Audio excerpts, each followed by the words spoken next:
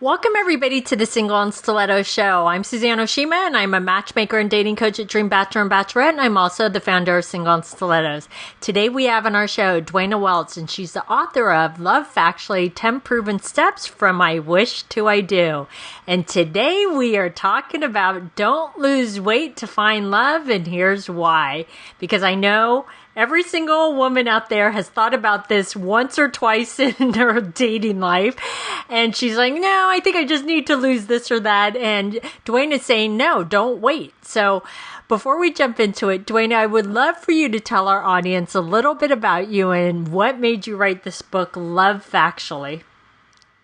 Sure. Well, I have a PhD in the social sciences, and midway through my doctorate, I had a heartbreak that caused me to wonder whether anybody was doing research into what makes love last.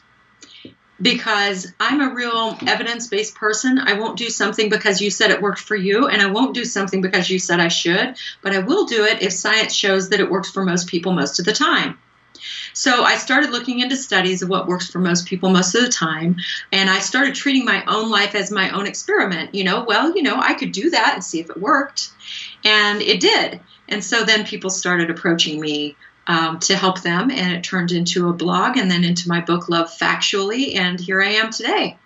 Well, great. And I know a lot of your tips really work because, like you said, scientifically it's been proven. And it sounds so funny because you would think everybody would think like that and everybody doesn't. So I like how you went about this in the more logical sense. So tell us, Dwayna, why a woman should not lose weight to find love? Well, Suzanne, I loved it when you said most women have thought about it a time or two in their dating life. I think about it a time or two before breakfast, and I'm married.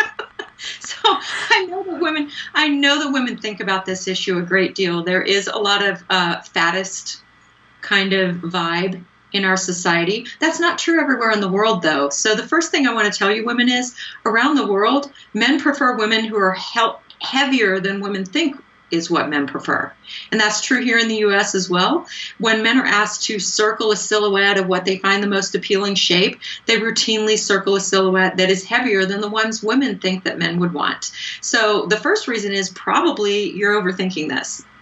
That is true. That is actually true. I actually wrote an ebook on that. It's been scientific, and you'll like this because you go on the whole science, is that men are attracted to the hourglass figure rather than straight up and down.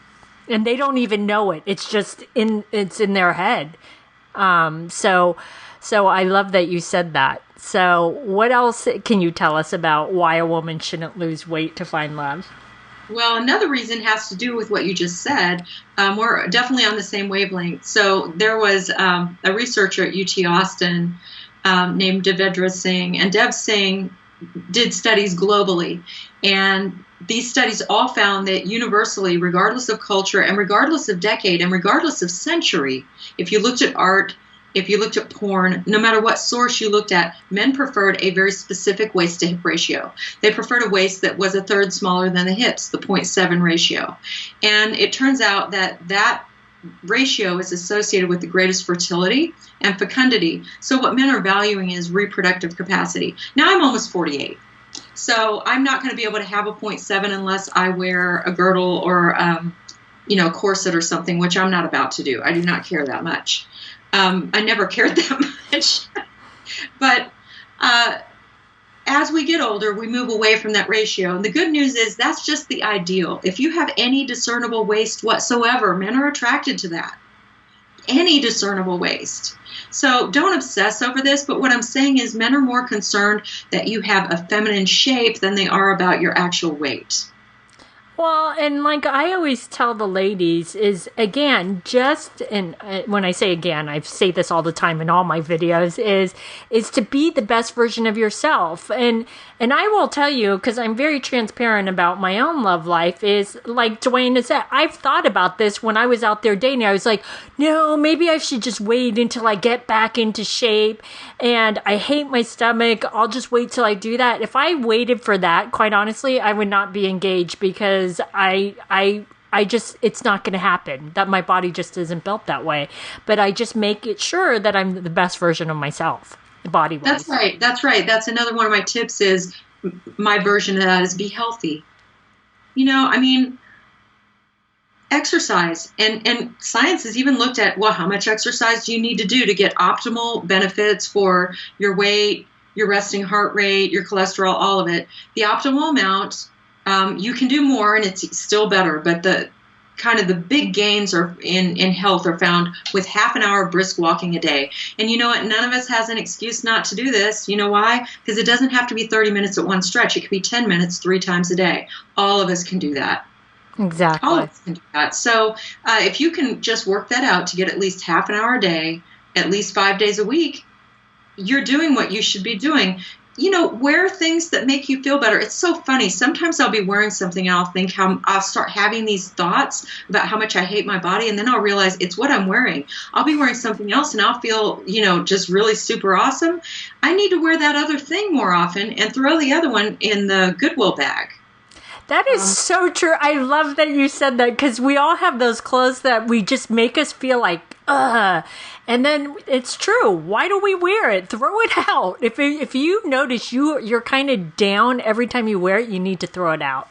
Because we all have those clothes that make us feel great and sexy. Yeah, I remember one day I was so upset because I gained so much weight that and I'm naturally a thin person. So I know some people are like, oh, yeah, sure, she had a weight problem. But for me, I'd gained a lot of weight, and I could just hardly fit in these pants. And I went to work that day. I was teaching at a university at the time. I went to work that day, and this man I had never seen before followed me out of a room to come and try to get my number. Now, I was happily married at the time. I didn't want him to get my number. But I thought, one of my friends said later that day, she said, isn't it funny, the day you're complaining about your weight is the day that a man follows you out into the parking lot to ask you for your phone number. So again, our perceptions and men's perceptions aren't always the same thing. I will tell you, women also, once you hit 40 to 45, you're going to have to choose. There's a French saying, and I don't speak French, so I don't know how to say this in French, and so I'm going to be really inelegant. After about 45, you got to choose your face or your butt. Okay, well, that makes sense. So, and I've chosen my face. There you go. What happens is people get really gaunt. If they keep, really thin body, they tend to look really gaunt in their face, and that ages you. And men prefer youth and beauty. It's funny, there was another study that had men pick whether they wanted to see women's faces or their bodies. They couldn't see both. They could only see one or the other. And it turned out men who were body focused were also focused on short-term mating, i.e. one-night stands. And men who were face focused were focused on commitment. So if you have to take care of one or the other, as I now do, take care of your face, which means you can eat more. Yay! Well, that's really good to know. So do you have any other tips about this?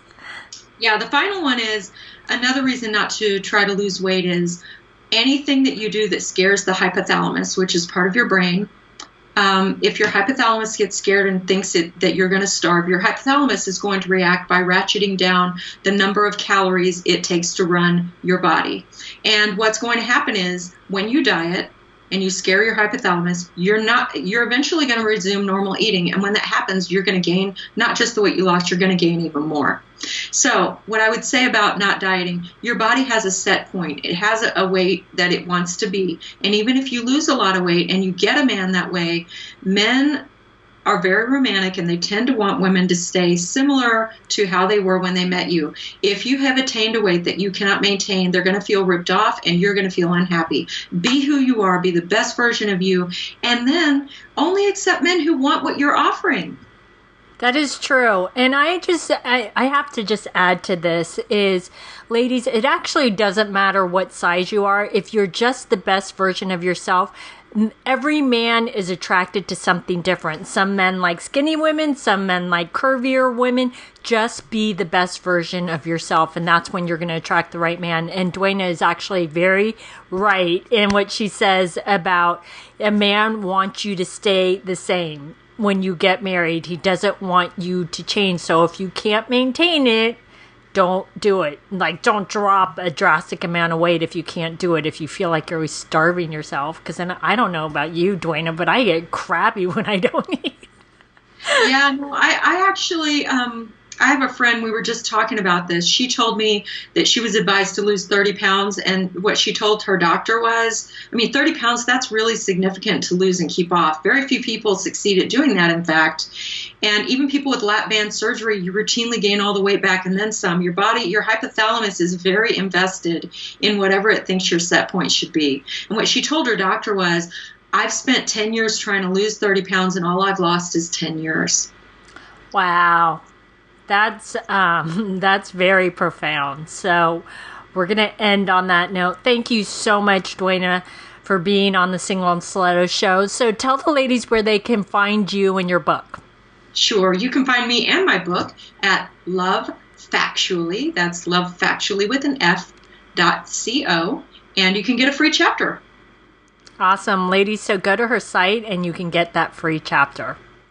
Thanks, everybody, for joining us on the Single and Stiletto show. Our show is available both in video format and podcast format. If you'd like to view the videos, go to singleandstilettos.com. If you'd like to get the podcast, you can download it from iTunes. If you'd like to get our free ebook on the 3 secrets guaranteed to attract any man based on scientific research, just click right here on the video or go to singleandstilettos.com.